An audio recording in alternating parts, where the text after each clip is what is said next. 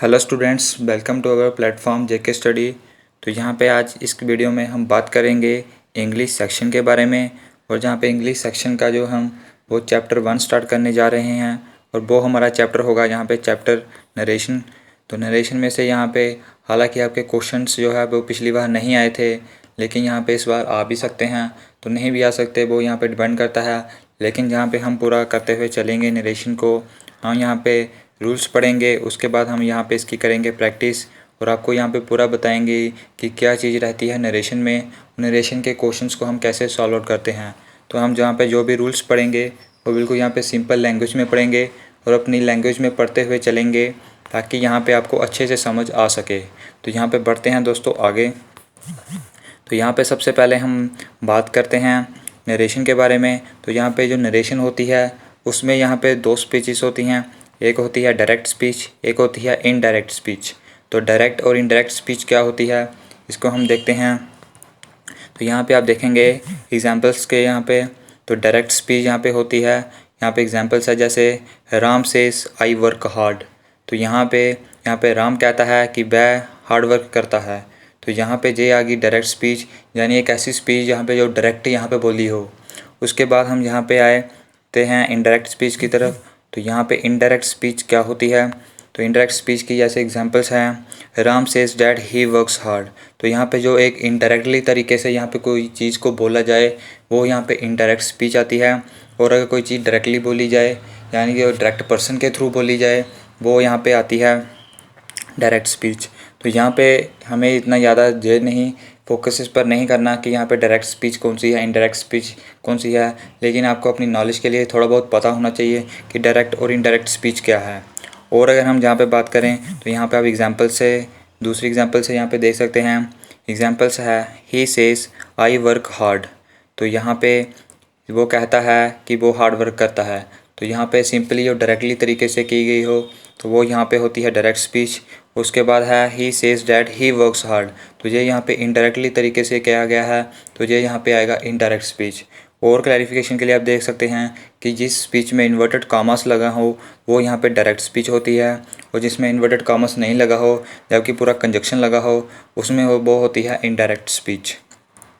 तो इसको हम देखते हुए चलेंगे आगे। तो आगे यहाँ पे हम देखेंगे रूल्स की तरफ। तो रूल्स से देखने से पहले हम यहाँ पे इसी एग्जांपल्स में से आपको यहाँ पे कुछ चीज़ें क्लैरिफाई करते हैं। तो यहाँ पे जो भी सेंटेंस दिया जाता है यहाँ पे हमें क्वेश्चंस में, तो उसको यहाँ पे हमें बदलने के लिए देता है, यानी क्वेश्चन किस टाइप से होता है। तो यहाँ पे हमें या फिर डायरेक्ट स्पीच दिया जाता है और हमें उसे इनडायरेक्ट स्पीच में बदलना होता है, या फिर हमें इनडायरेक्ट स्पीच में दिया जाता है और हमें उसे डायरेक्ट स्पीच में बदलना होता है। तो उसको हम कैसे बदलते हैं उसके लिए हमें यहाँ पे कुछ रूल्स पता होने चाहिए। तो रूल से पहले आपको एक पूरे सेंटेंस में पता होना चाहिए कि एक पूरे सेंटेंस में यहाँ पे कौन कौन सी यहाँ पे चीज़ें होती हैं। तो जैसे यहाँ पे हम देखते हैं, जैसे ये हमारे पास सेंटेंस है he says that he works hard. तो इस चीज़ सेंटेंस में यहाँ पे कौन क्या क्या चीज़ें हैं वो हम देखते हैं। तो यहाँ पे जो ही है वो आ गया, यहाँ पे हमारा सब्जेक्ट होता है। जो यहाँ पे सेज है जो हमारा यहाँ पे सिंपल होगा। उसके बाद यहाँ पे हमारा होता है कंजक्शन जो आ जाएगा यहाँ पे ये डैट। उसके बाद होता है हमारा यहाँ पे प्रनाउन जो आ जाएगा यहाँ पे ही। उसके बाद यहाँ पे ये हमारा आ गया वर्क्स हार्ड। तो ये यहाँ पे एक सिंपल सेंटेंस है। तो इसी सेंटेंस में यहाँ पे पूरी ये चीज़ें होती हैं, यानी सब्जेक्ट होता है, ऑब्जेक्ट होता है, फिर कंजक्शन होता है। उसके बाद यहाँ पे ये फिर सेस होता है, यानी ये वर्ब होती है वो होती है। उसके बाद हम यहाँ पे देखते हैं अपने रूल्स को। ये आपको पता चल गया होगा कि एक सेंटेंस में क्या क्या होता है और हमें क्या क्या बदलना होता है, यानी आपको पूरी चीज़ें को बदलने के रूल आने चाहिए। यानी यहाँ पे इस सेंटेंस को यहाँ पे बदलना है तो हमें कैसे बदलना है। जैसे यहाँ पे दिया है he says I work hard, तो इसको हम यहाँ पे कैसे बदलेंगे। तो यहाँ पे सेज का सेज ही रहा है, ही का ही रहा है, आई की जगह यहाँ पे ही हो चुका है, बीच में कंजक्शन लग चुका है, और यहाँ पे वर्क हार्ड किया वर्क्स हार्ड आ चुका है। तो यहाँ पे कैसे ये चेंजमेंट होती है पूरी, इसी से को हम यहाँ पे रूल्स के थ्रू क्लैरिफाई करेंगे। तो चलिए यहाँ पे देखते हैं। तो सबसे पहले जो हमारा रूल्स है वो यहाँ पे रूल हमारा आता है, सबसे पहला रूल वो है टेंस का। तो यहाँ पे टेंस की कैसे चेंजमेंट होती है, यानी जिस सेंटेंस में टेंस दिया होगा उसको हमें कैसे चेंज करना है। तो यहाँ पे हम इसलिए बड़े सिंपल लैंग्वेज से समझेंगे। तो यहाँ पे हम देखेंगे, तो यहाँ पे सिंपल प्रेजेंट को बदलते हैं सिंपल पास्ट में, और सिंपल पास्ट को बदलते हैं पास्ट परफेक्ट में, और पास्ट परफेक्ट को हम किसी में भी नहीं बदलते।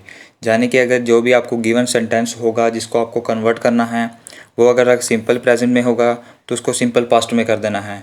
अगर वो सिंपल पास्ट में दिया होगा तो उसको पास्ट परफेक्ट में कर देना है। अगर पास्ट परफेक्ट में दिया होगा तो फिर उसमें कोई चेंज नहीं करनी, वो पास्ट परफेक्ट में ही रहेगा। यानी कि अगर यहाँ पे वर्ब की फर्स्ट फॉर्म दी होगी और साथ में डू और डस दिया होगा तो उसको हमने वर्ब की सेकंड फॉर्म में और डिड में बदल देना है, यानी डू को बदल देना है डिड में। और अगर ये पास्ट परफेक्ट में यहाँ पे हमने हैड लगाना है साथ में, और साथ में लगाना है वर्ब की थर्ड फॉर्म, यानी ये जो है जहाँ पे जे है हैड प्लस वर्ब की थर्ड फॉर्म, तो जे यहाँ पे पूरा है, तो इसको यहाँ पे ऐसे बदलना है। ये है यहाँ पे सिंपल टेंस के यहाँ पे चेंज। आगे हम देखते हैं तो यहाँ पे आ गया हमारा, आगे अगर प्रेजेंट कंटिन्यूस, तो प्रेजेंट कंटिन्यूस को बदलना है पास्ट कंटिन्यूस में, पास्ट कंटिन्यूस को बदलना है पास्ट परफेक्ट कंटिन्यूस में, और पास्ट परफेक्ट कंटिन्यूस यहाँ पे नो चेंज होगा।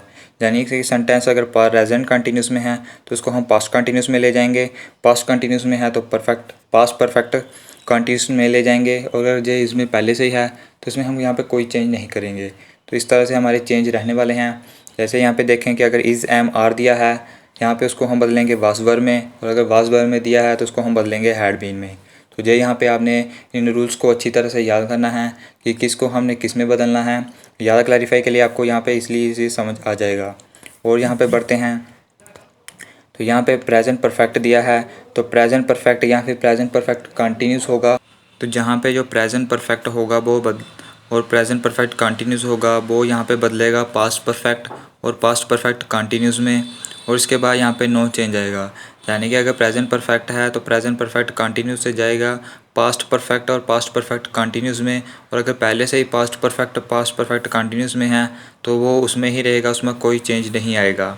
और प्रेजेंट परफेक्ट और प्रेजेंट परफेक्ट कंटिन्यूस में क्या होता है, तो हैज़ हैव होता है, तो यहाँ पे हैज़ हैव होगा, यहाँ पे हैड आ जाएगा, और अगर हैड होगा तो हैड ही रहेगा।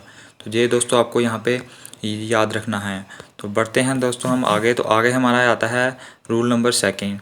तो यहाँ पे आगे हमारा रूल नंबर सेकंड है, तो वो है मॉडल चेंज का। तो यहाँ पे मॉडल्स को हमने कैसे चेंज करना है वो भी हमने देखना है, क्योंकि किसी सेंटेंस में यहाँ पे आपको मॉडल्स भी यहाँ पे आ सकते हैं। तो उसके लिए यहाँ पे आप देखना है जो शैल और विल होगा वो बदलेगा शुड और वुड में, और मे बदलेगा माइट में, कैन बदलेगा कुड में। यानी डायरेक्ट स्पीच में अगर आपको शैल और विल दिया होगा तो आपको वो यहाँ पे इनडायरेक्ट में बदलना है शुड और वुड में, और इसी तरह मे को बदलना है माइट में और कैन को बदलना है कुड में। तो शैल विल मे और जो कैन है ये डायरेक्ट स्पीच में होता है, और इनडायरेक्ट स्पीच में ये शुड वुड और यहाँ पे माइट और कुड होता है। यानी अगर आपको मे दिया है तो उसको माइट में बदलना है, अगर माइट दिया है तो उसको मे में बदलना है। ये यहाँ पे आपको देखते हुए जानना है। आगे यहाँ पे हम बात करें, आगे हम देखेंगे तो तीसरा रूल हमारा क्या कहता है। तो तीसरा रूल है हमारा टाइम एंड प्लेस चेंज का।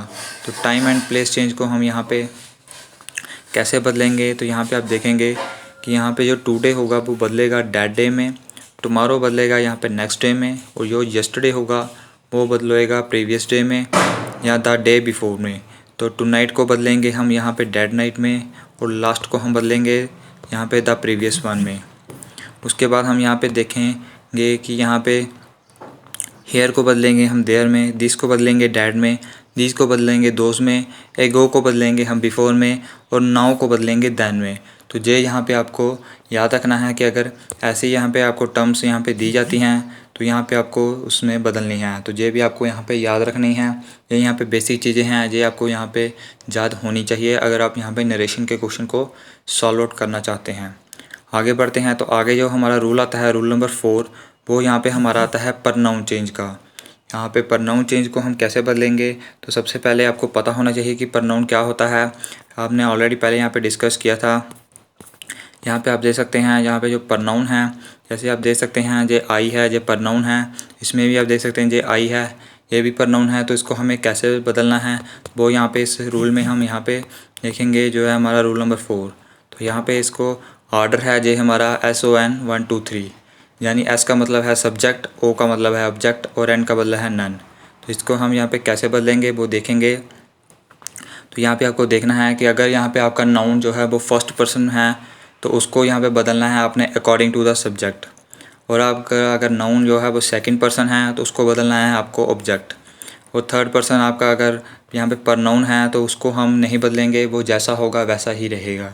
यानी कि यहाँ पे अगर आपको डायरेक्ट स्पीच में अगर आपको जो प्रनाउन है वो देखने को मिलता है आई और बी, अगर आई और वी अगर आपको प्रनाउन देखने को मिलता है डायरेक्ट स्पीच में, तो इनडायरेक्ट स्पीच में आप उसको बदलोगे अकॉर्डिंग टू द सब्जेक्ट। तो सब्जेक्ट आपको पहले बता दिया है कि सेंटेंस में सब्जेक्ट क्या होता है, हालांकि हम आगे एग्जांपल्स में देखेंगे कि उसको कैसे बदलना है। तो इसको यहाँ पे ऐसे करेंगे। तो इसी तरह अगर सेकंड पर्सन होगा तो सेकंड पर्सन जैसे है होता है यू, तो यू को हम बदलेंगे अकॉर्डिंग टू द ऑब्जेक्ट, जो ऑब्जेक्ट होगा उसके अकॉर्डिंग हम यहाँ पे बदलेंगे। उसके बाद होगी यहाँ पे थर्ड पर्सन की, अगर third person he she it they होता है तो वो वैसा ही रहेगा, जैसा डायरेक्ट स्पीच में था वैसा ही वो इनडायरेक्ट स्पीच में ही रहेगा, उसमें कोई चेंजमेंट नहीं आने वाली।